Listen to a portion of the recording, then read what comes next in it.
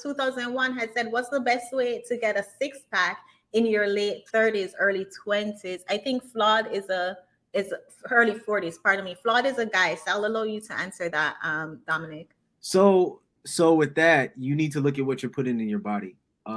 If you're putting in junk food, eating the typical high sugary, high fried foods, the foods that you know you're not supposed to be eating, and the foods that cause you to have the extra fat or that have a lot of fats, um, stay away from those because that helps get rid of the fat and shed the fat. Also, when you're doing exercises, what are you doing? How many reps are you doing? What type of core exercise are you doing? Are you just working, your inner core, just your regular six pack, or you working your obliques? There's different parts of the core that we'll go over later on in the future as far as getting your six pack, because getting a six pack is fine, but it's about making sure you're stable everywhere else around that.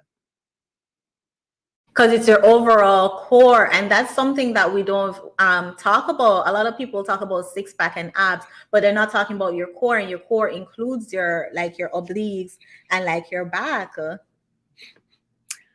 Yeah, yeah. And I see a comment. Gail says she just ate a corn dog and she washed it down with Jamaican ginger beer.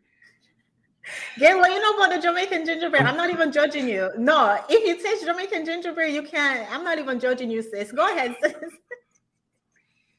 Y'all, come on, y'all. We got to do a little bit better. Come on. It's her cheat meal. It's her cheat meal. Gail. Ooh, we got a long way to go, Gail. I got you though. That's why we here. I got you. I like that you, for flawed question, it's majority nutrition. Like a lot of people, you can't work your way to abs or like to a six pack. The saying that says abs are built in the kitchen. Mm-hmm. With everything else, y'all ever seen those men who got like rip arms and rip legs, but they got a beer gut? Hinting, Gail talking about Jamaican ginger beer. That's because they're drinking too much Jamaican ginger beer. You can't work your way into a six pack. Like you have to have your clean up your nutrition in order to see your six pack. Can we talk more about core though? Because as I said, that's a misconception. A lot of people will do sit-ups until Jesus come, thinking that that's actually helping their core, but really and truly it's stuff like planks and like even sprints and stuff like that will help your core. Can you talk a little bit more about that? Of course. So a lot of people, and this is one of my hugest pet peeves when it comes to exercising and seeing people's exercise plans. Stop doing a day strictly for core. You should be doing core every single day you're in the gym. It can be just you stretching, do some abs. It can be you doing chest, legs, whatever. Do abs and core, obliques every day. And also, if we're being technical about your core runs from the bottom of your chest, the bottom of your pectoral muscles, all the way down to the top of your pelvis, and then wrap around your whole midsection like a belt. That's your entire core. And also, when you're in the gym, when you're doing, when you're doing certain exercises, are you doing Russian twists? Like Chantel mentioned, are you doing the flutter kicks? Are you doing, anything? The bicycles. Yeah, anything with medicine balls. You really have to challenge yourself and not do the same thing. My problem with sit-ups is that you're using more of your lower back instead of actually using your abs. Yeah, Sibella said core, not just abs. King Strong said that he's been working on since he was 5. Dominic was trying to expose me, talking about we should do core every day. Lord, core and stretching.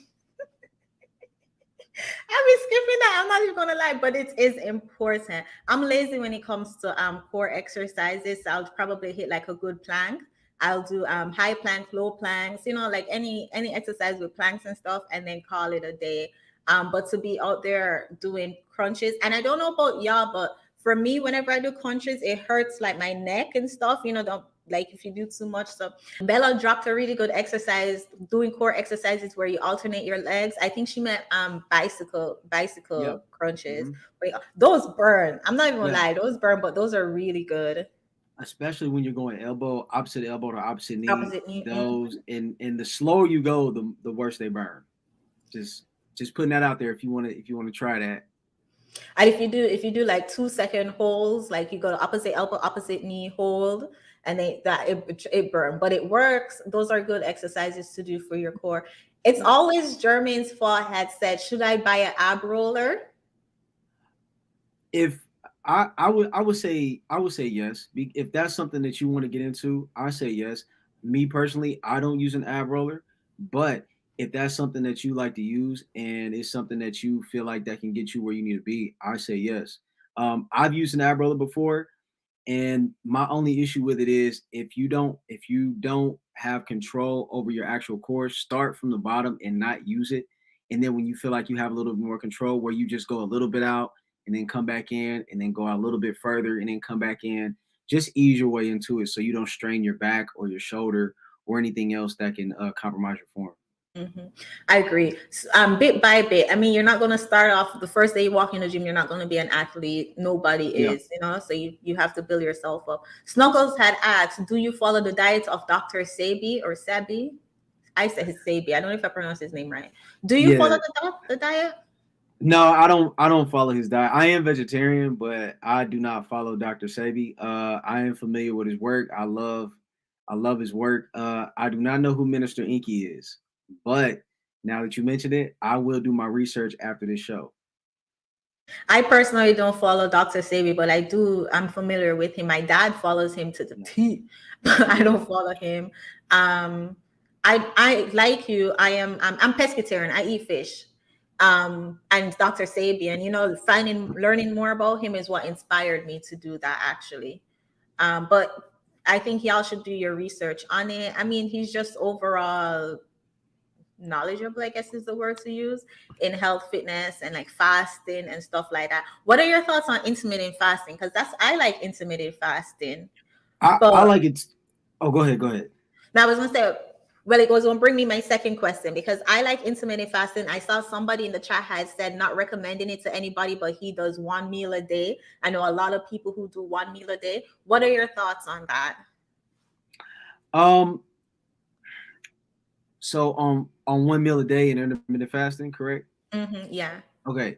So the clients I've been talking to recently at my in-person sessions, a lot of them do intermittent fasting, especially the ones who are overweight or obese. They do it and a lot of them seem to like it. And I've never done intermittent fasting personally, but I've did a little bit of research on it, and I think it's pretty good because you only eat at a certain time, and then and the best part about it, in my opinion, is they cut you off, or you're supposed to cut yourself off from at a certain time from eating, which is really really good because one of the main reasons why people become overweight or obese is because they eat late, and if they do eat late, it is not what you're supposed to be putting in your body. So I think intermittent fasting is pretty good. Um, one meal a day, if that is something that you do because of religion or if that's what your body's used to, that's cool. Just understand how much nutrients you're getting in that one meal, and if you're adding snacks before and or after. Yeah, I agree. I think a misconception or misunderstanding, I don't know, with intermittent fasting and one meal a day is that it still comes down to calories. So for me, with intermittent fasting, I'll eat between 11 and 7, but I still have to make sure I eat within my calorie deficit because you can do intermittent fasting, but if you're still eating over your calories, you're not going to lose weight because we know weight loss always comes down to calories in versus calories out. So a lot of people will try intermittent fasting and not see results with it, or they'll even try one meal a day and not see the results with it. But that's because that one meal you eating is 2 boxes of pizza. Like, it don't work like that. It don't work like that. Come on. So no matter what diet you choose, you still have to be in a calorie deficit, whether it be keto, whether it be water diet, whether it be just bread and cookie, whether it be broccoli and unseasoned chicken breast. Shout out to my bodybuilders in the chat. Whatever you do, it still has to be at a calorie deficit. And we're going to talk about calories later down. As you guys know, this is going to be a weekly or bi-weekly stream every Saturday. Not sure the time yet. We're still brainstorming that, but we have a ton of topics to discuss.